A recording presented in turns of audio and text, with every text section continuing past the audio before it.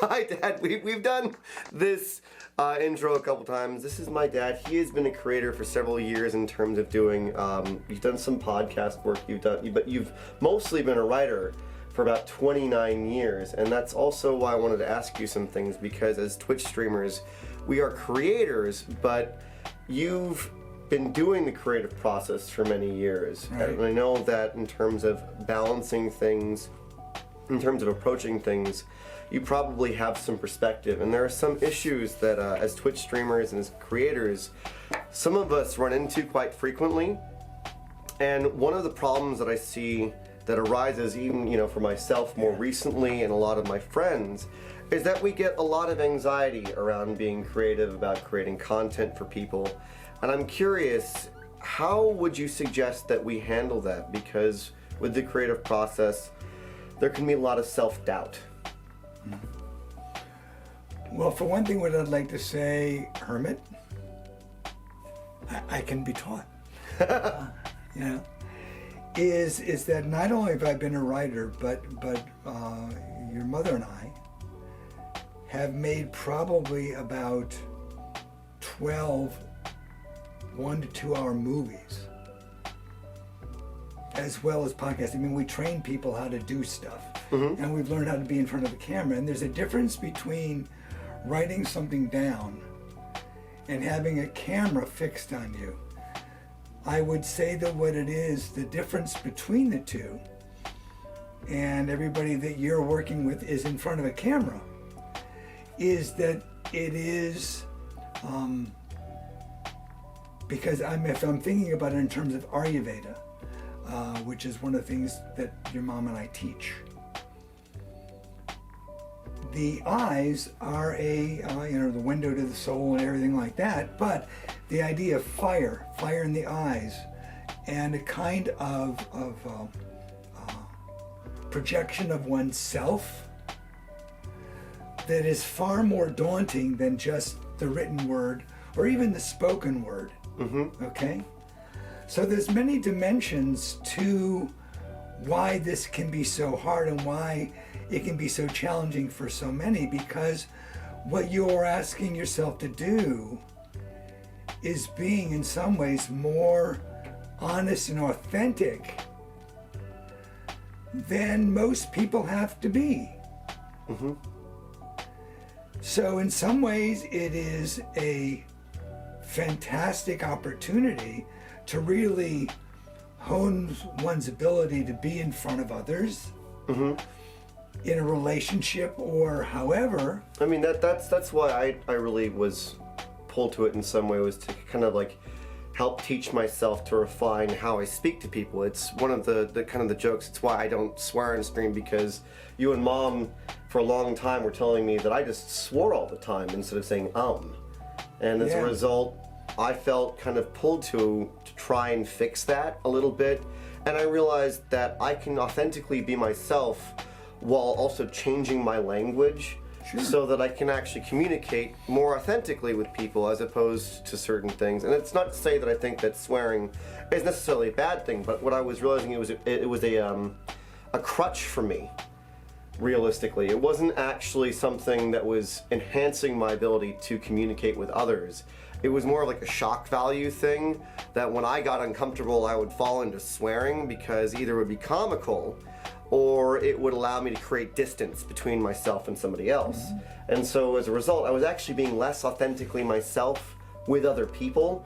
And I did notice that when I was doing that my relationships with people in general were becoming a bit more strained, just because of the language that I was experiencing. Well, I mean, I think, there's a great whole YouTube or presentation from Nicolas Cage on the history of swearing. Yeah. All right, and what we have to realize is that there is a place for that kind of language, which does not have to be sloppy. It does not have to be skillless. And so, like within Buddhism, there are 4 different forms of compassion. Pacifying, enriching, magnetizing, and destroying. And there's different ways in which, let's say if you're wanting a kumbaya peaceful moment, usually swearing is not part of it in terms of enriching or education. Sometimes it can be useful with respect to getting a perspective. When it comes to magnetizing or destroying, it has a little bit more of appeal, a little bit more edge to it, which can create, there's a sort of like a value to shock. A shock can be even like a spark. Yeah. It suddenly like wakes people up. Oh, what did he just say? You know, what was just said? And suddenly what happens is there's a value to that that can actually be worthwhile. But, you know, I think that so much of what we're dealing with is how do we overcome just falling into lazy patterns. That's a lot of it. And so putting yourself in front of a camera and wanting to address things, there is a higher level of accountability. And what I have found that is useful for me has been the idea that the camera is really just the eye of everyone else. When I am talking to the camera, I mean, and you can see certain people in film that learn how to make love to the camera. Mm-hmm. You know, they actually can really look at the camera or look at wherever they need to, and what's happening is the emotion that needs to be projected is going into that camera, into the audience or whatever there is. So there's got to be, there is a call to authenticity that is there. Now, the thing is that when you're really looking at new creative content, okay, and you're wanting to not rehash the old, or you're not wanting to jump into someone else's success box and try and duplicate that. There's a lot of anxiety around imitation, totally. You know, and that's why it's important what you're saying, is because I think that a lot of us also get in our heads about, am I actually doing something that's either original, or am I going to be compared to somebody? I think that's a lot of what anxiety is that fear of comparison of less than, right? Well, yeah, and I do think that what it is that, you know, we've got 2 eyes, we got a nose, we got a mouth, we got a face. Words come out of our face, and there's gestures that indicate all sorts of things culturally. And so at some point, someone can say, oh, that sounds just like, or oh, isn't that like blah, blah, blah. I mean, think about music right now. Oh, yeah. Think about the number of times you've come to me with a brand new piece of music. and then I turn on something from 30 years ago, and you're going, you mean they did that then? And I'm not like angry, but I'm just like, really? Really? You know, I mean, so the idea is there nothing new under the sun? All you can say, though, is that even if it is similar, what is your authenticity that comes through that? And so in some ways what I would say is this: even if what you're doing is a quote-unquote reasonable facsimile thereof of something else, if you are authentically in that, then your authenticness in that will come through. That's actually brilliant, because when I was first starting to write music, is that I reached out to one of the artists that I really loved, and I said, like, hey, I really love what you're doing here, and I've been writing some music, and I just noticed that you've written a song that basically is the same exact message, and now I'm really afraid to try and pursue this. And their response was, we need more voices saying the same thing just a little bit differently. So like you said, as long as your integrity is to, you know, create a either good message or create something that brings joy to others, bring your own spark to it and express it yourself, and therefore it's actually kind of like lighting up the same sort of message. You know, there's a difference between, though, like taking someone's exact words and like replaying the song, and like there's a difference between copying and then imitating something, right?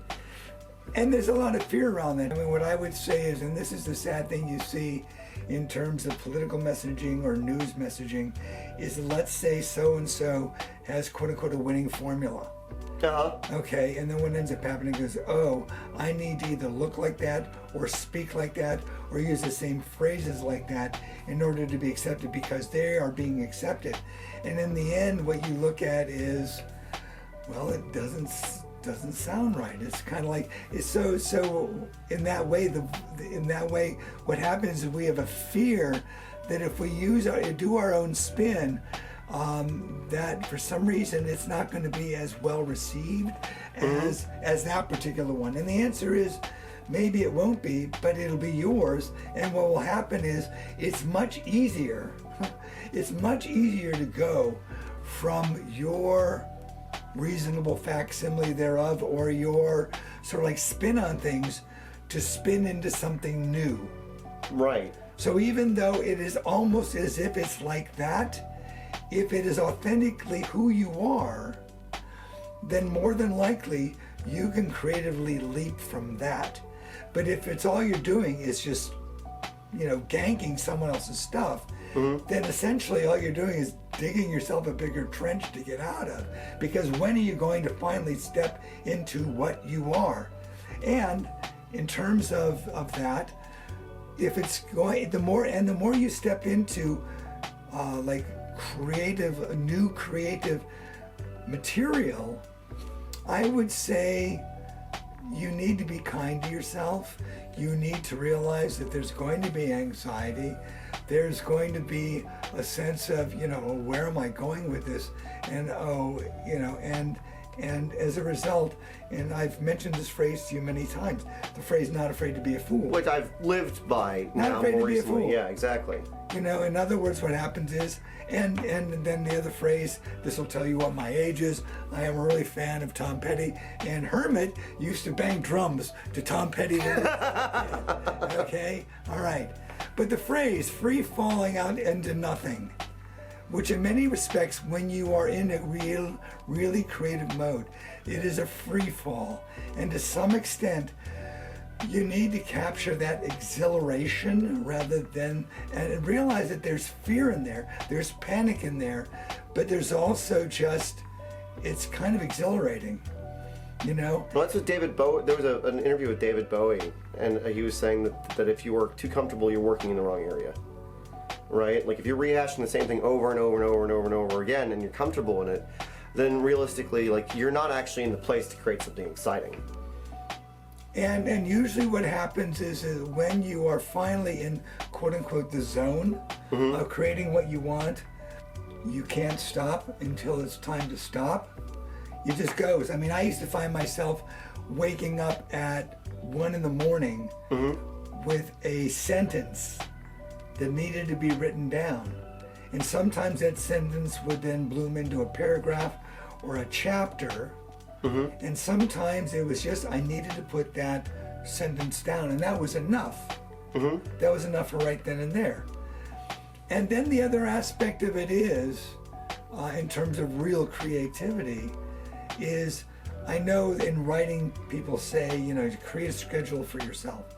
Now the reality is, if you're trying to do a podcast, there's got to be some regularity to what you're doing. Yeah, that's why we talk about having kind of like a schedule with live streaming, because sometimes having that level of consistency creates, some level of like certainty where people are like, oh, I really love this. So, having some certainty really does help. Readership, listenership, whatever it is that you want. People that are going to watch, and they know what time you're going to be on, et cetera, et cetera.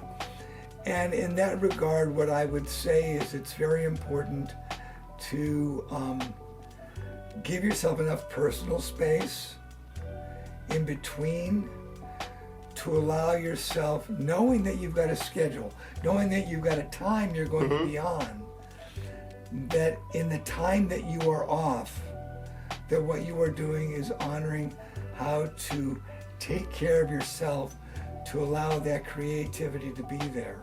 Well, that'll mitigate the amount of anxiety that you have going into it, because if you take care of yourself, if you eat the right kind of food, drink enough water, that sort of anxiety, what you're saying is natural, will become more manageable. And that's really what it comes down to for a lot of Twitch streamers, that the anxiety gets out of control and suddenly we have burnout. Sure. Right? And let's face it, I mean, there are examples in our culture of people that were stellar at what they did, that burned themselves out really fast. There's that. And then there are the people that somehow know how to sustain themselves and can just continue and continue and continue. I mean, a good example I think of, and maybe it's not of your generation, I think of someone like Carlos Santana. I mean, Oh, he's been around for forever, and he's still making stuff. And he's still as creative. And a lot of that is, another aspect of this is realizing the importance of community. Yeah. That's actually one of the things that like was really, really, really important to learn.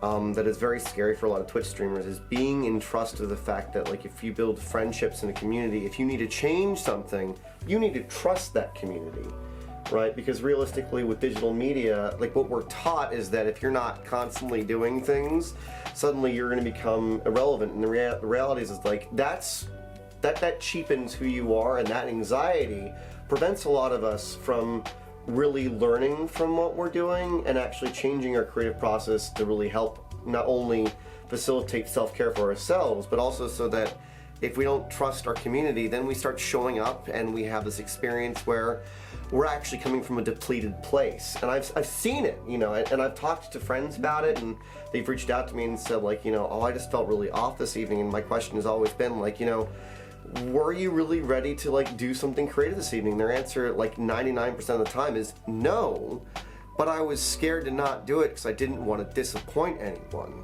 Mm-hmm. And I've even said that, you know, to my friends and saying like, I'm really, really scared to make this change. But the thing with that anxiety that I've learned is that if you reach out to people from a very like good integral place of saying, hey, I talk about self-care all the time, I need to change what I'm doing so that when I do show up, I'm actually more present. The thing that I found more recently, and it's also why we have time to do this, is that my friends and community were like, you need to take care of you so that you can show up and be present and like joyful when we're hanging out. Go take care of yourself. Yeah. You know, and it's what's funny is that there's some sort of like cultural like schism where we are scared to actually take up that space that we need for ourselves, which leads into like, you know, creating a balance with creativity, right? And that's a really, really hard thing, because that's an evolutionary process that is different for each of us. It's what you were talking about with, you know, how someone has a winning formula. The reality is that for each different person that's creative, it's going to be different, and it's figuring out what works for you individually so that you can facilitate creating things from a place of integrity, a place of joy. Because I know for a fact that if I listen to a song where someone was just like rehashing something, you know, I'm more than likely ready just to turn that song off. From a creative standpoint, when I have friends that send me things where they're like, I was tired and I made this, and I'm like, I think that you were tired in that. You know, I think what's important in terms of the idea of individual, you're having your own individual path, so to speak, is to not get caught in the trap in our culture of quote unquote rugged individualism. You pull yourself up by the bootstraps, it's just because of you. I think that in that individualness that we have, that uniqueness that we have, what we need to recognize always is what brought us to that place. In terms of mentors, sources of inspiration, and having that, which can be also the community that sustains us, and realizing that that is part of it. The more you think it's just about you, chances are you're going to be the only one standing in the room. Well, that's an interesting thing that you bring up. Actually, is that with, you know, a community in general, or having some sort of live stream. What I've been saying for a very long time, and something that I fully believe it is the people that are in that community that make that experience beautiful. Because otherwise, if I'm just sitting in front of a camera, that's just me. And realistically speaking, that's not interesting to me, and that's why with certain levels of success for people, I say that, you know, pretty much 99% of the actual success for any sort of creative process is actually the community that receives it, and there's a dialogue or a two-way street between it. Because ultimately, when it comes to creating content that is something that we all enjoy, it really is the community that is there supporting it that allows it to be sustainable. and that sort of level of relationship and friendship between the person that is facilitating the creative process and those that are experiencing it and then also giving feedback. And that's why I think it's more beautiful when you have a community that is built from a place of integrity and joy and friendship and relationship, as opposed to, I'm the man on the hill doing the thing. Here's a really weird idea. Huh. Are you ready for this weird idea? I know you've got kazooing with Pippin. I know that. Yeah. Okay. What would it be like in a 4-hour stint if you had healthy snack time? Oh my gosh. I mean, and everybody had to bring to watch you, and they needed to be having a glass of water, a glass of juice, eating an apple. Well, it's funny. We actually have a command in that I put into chat that's called !self-care, and it's a version of myself in the upper right-hand corner to me, basically saying, Hermit, are you taking care of yourself? Have you refilled your water? Are you sitting there uncomfortably? And if I don't answer yes to all of those, I have to get up and do a thing to make sure that I am taking care of myself. What would it be like? I mean, at snack time, I mean, it's kind of like also in 4 hours, does anybody need to take a potty break? It's kind of like, Well, that's the same thing. That's the uncomfortability thing, is that, like, I keep telling friends, like, if you're a live streamer, there's a big fear of, like, having to get up and step away because suddenly something's not happening, right? Yeah, and the reality is that, like, realistically, the more I've seen, the more human I see someone being when they are creating something, the more likely I am actually to stay and hang out, because they are actually living by those tenets of, I need to recognize that I am a human being and I have needs. Yeah, I mean, I don't want it to be, I mean, it would be terrible if rather than take an authentic break like that, you had the Hermit Stadium buddy. So no one leaves. That'd be terrible. So to me, it gets back to the idea of balance. How do you really do things on an ongoing basis? I mean, those are the quote unquote the unsexy things. It's kind of like there's all sorts of psychological things you can do to prepare yourself. But the reality is, if you're not hydrating, getting good rest, eating good food, exercising when you need to, getting out and seeing the sky, if you're not doing those things, you're not connecting to the natural elements. And even though a camera and all this is quote unquote so artificial, it is totally dependent on those natural elements to which you have to go back to. Well, that's why, like, how you do a thing is important. It's why I have friends that reach out to me saying, like, I'm exhausted, and my first question is, are you eating good food? Are you drinking enough water? Right. And the irony being is, I need to remember that myself, because sometimes I'll show up and I've forgotten to eat something, and then I'll have an evening where, like, I'll definitely drink enough water, but by the end I'm very ravenous. And it's not that I have a bad time, it's that I get to have a learning moment where I realize that taking care of yourself authentically before you do something authentic is what will actually allow yourself to be as authentic as you can be in that experience. Periodically, Hermit returns to the Mother Hermitage, which isn't that far away. And what happens is he comes in, and what Mother of the Mother Hermitage says is, when did you have your last meal? And so it can be like that. So I think it's good to have loving people around you other than Hermit. He can do it. You won't see me that often. Hopefully I will come in whenever you want me to, but whatever. But to remind each other just to do those simple things. Mm-hmm. There's one last question I wanted to ask you, and it's because I talked with you a little bit about this, where I had several friends bringing me this issue that I think is really hard for creators and Twitch streamers to talk about, which is there's a level of jealousy of other people's success and the difficulty in that, because what I've seen is that we have friends that will become envious of someone else's success, and they'll, like, find someone to talk to about it, right? And when people have asked me, it's kind of like, well, you know, all of us experience that on some level, where it's just like wherever we're at, we're always kind of looking down the road a little bit at somebody else. And I think that that's a natural thing when you want to apply yourself to something, and it's something that we don't like talking about because what it suggests is that we are insecure. And the reality is, I think that that's okay to be insecure, but it's how you change your relationship to that insecurity so that you can actually move forward yourself. Because it's like what Yoda says, like, you know, always looking to the horizon, to the past, never on where you are, right? Well, I think part of it also is that we have a culture that basically creates a sense of poverty. This is where, all right, where I was talking in terms of incivility and poverty. And so what happens is when someone, I remember when I wrote my first book. My first book was on astrology, 9 Starkey astrology, which maybe we will do some evening with all of you, you know, whatever. But when I did it and I sent the book I wanted people to endorse it. And I sent it to this one particular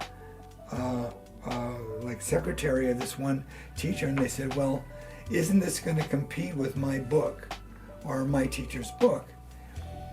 And I said, well, did you ever consider that if there's 2 books or even 3 or 4 that really talk about a particular system of astrology, that actually creates greater interest with a larger number of people?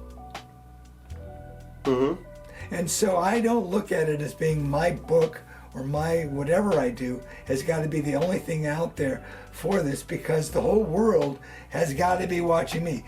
The world is pretty damn vast, okay?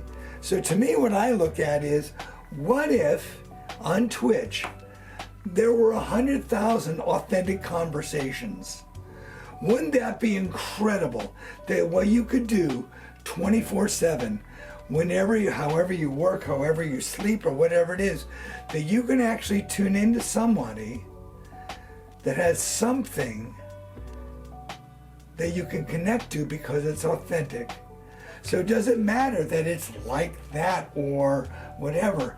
If you can keep on creative and expanding, I think what happens is we don't have to get worried that we're competing with anybody else or that we're stealing someone else's market share. Think of the number of people that are out there. Well, I mean, that's actually, you know, one of my friends, Super Murgatroyd, talks about how Twitch can be an abundance culture. Absolutely. And what's nice is that all of us that have become his friend really do believe in this, but then there are moments definitely where some of us kind of fall into that trap of like comparing the self to others. And the thing that I remember you telling me one day was that when you experience jealousy, it's because you're devaluing yourself. It has nothing to do with the other person, because realistically, as authentic friends, even if you are experiencing quote-unquote jealousy, there is also that other thing where like you are stoked for your friend. You are experiencing joy for the other person. The only other thing that's happening simultaneously is a parallel experience, because you can experience multiple emotions at once. Sure. I don't know who thinks that you only experience one thing at one time.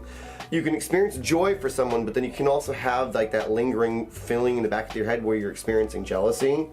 And that has little to do with the other person and more to do with yourself. So what are some of the building blocks that you think are important to work on so that we don't fall into that trap? Because I think a lot of us could really benefit from some sort of practice and or mindfulness around how to not fall into that trap. I think when you experience jealousy, what you need to ask yourself is, what am I not cherishing in myself? Yeah. What am I not valuing in what I do? How can I value my assets? Because that's what it is. The more you extend out, they've got their assets, they're doing what they're doing. Your assets are different. So for you to try and match your assets to their assets is always just going to create an asinine situation. Yeah. Okay? All right? It won't work. It will not work. In which case, what ends up happening is you go away with your tail between your legs and you feel disappointment Because what's happening is you're trying to match or sync, because if you match or sync it just like theirs, then obviously you'll be as successful. And the answer is no, you'll just be a shadow of who you are. Yeah. I mean, that's actually what my voice teacher was telling me in terms of learning how to do singing, is that if you go into learning how to sing because you want to sound like somebody else, you're actually just being less authentic to who you are. And then you're just kind of like I don't like using this phrase very much, but like you're the poor man's version of so-and-so.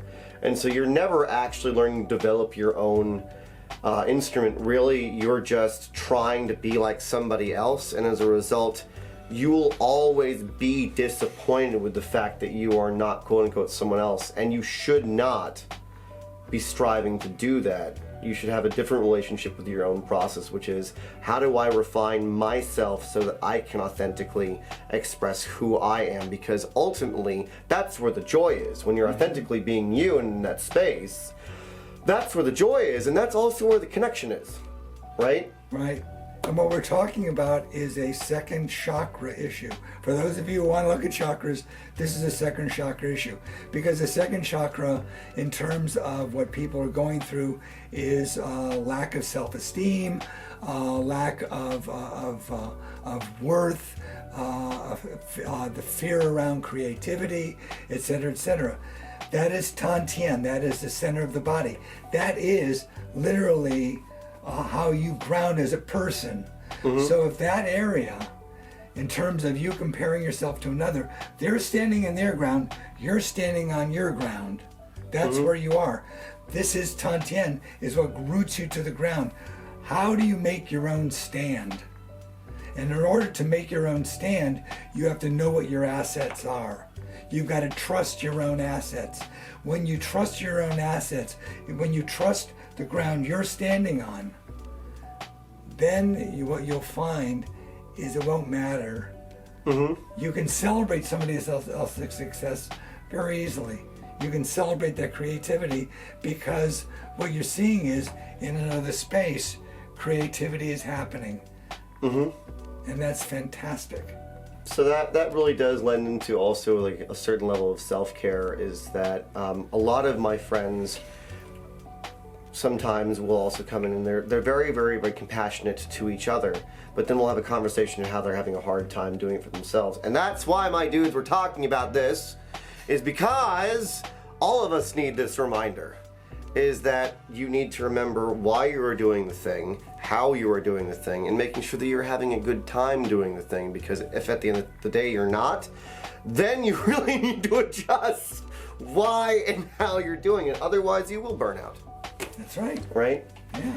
So thank you so much, Dad, for having this conversation with me. I'd like to do this more often. If anyone has any questions and or comments around this, please put it in the area below. I'd like to do this more often because we're doing some more YouTube content, because this is someone that I trust that has had a lot of experience with these things and has really, really good perspective and wisdom. And also, I just love hanging out and talking with you about these things. Anyway. Here we are. So, love you all. Remember, take care of yourselves. Tell someone you love them. And do your best to get as much sleep as you can, because without sleep, we can have problems. Infinite love and gratitude. Take care. Thank you, everybody.